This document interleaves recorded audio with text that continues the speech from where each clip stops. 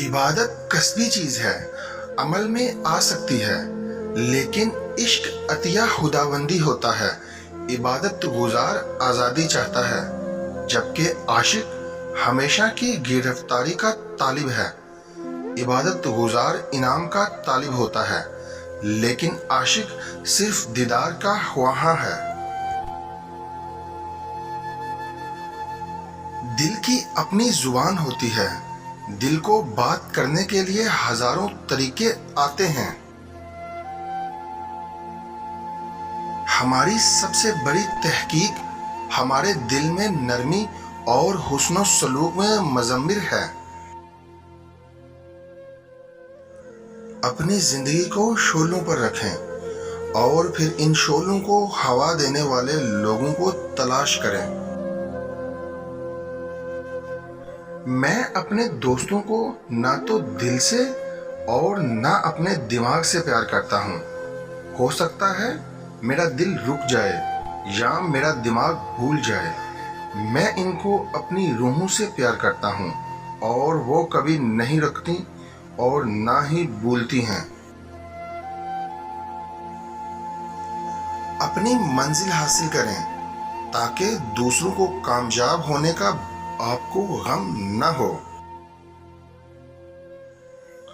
وہ لوگ جو برائی اور اچھائی کی تلاش میں ہیں، وہ لوگ برائی ہی کو اچھی طرح نہیں جانتے۔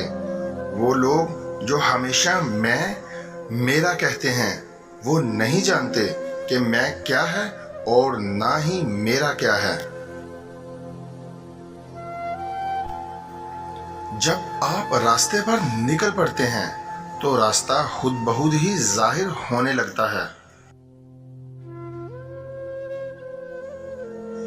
لوگ جو مجھے جانتے ہیں انہیں مجھے دوبارہ جاننا چاہیے۔ میرے لیے میں چاند جیسا ہوں، آپ ہر روز میرا نیا چہرہ دیکھیں گے۔ محبت کرنے والا کبھی نہیں مرتا، محبت میں مر جانے والا زندہ رہتا ہے۔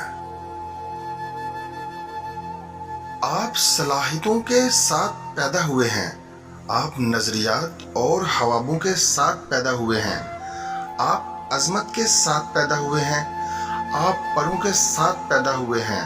لہٰذا اپنے پروں کو استعمال کریں اور اڑنا سیکھیں۔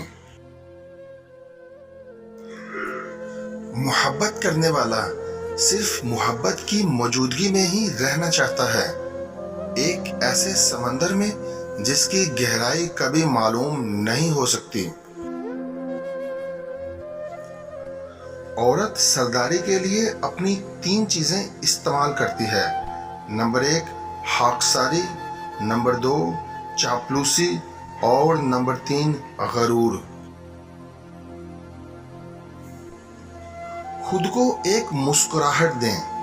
ہیرے کی قیمت بھلا ایک مسکراہٹ کے سوا کیا ہو سکتی ہے؟ آپ جانتے ہیں محبت کیا ہے؟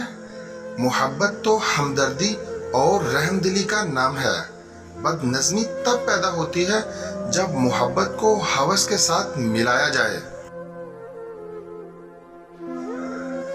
یہ دنیا اوپر سے نیچے تک گہری پریشانی میں مبتلا ہے۔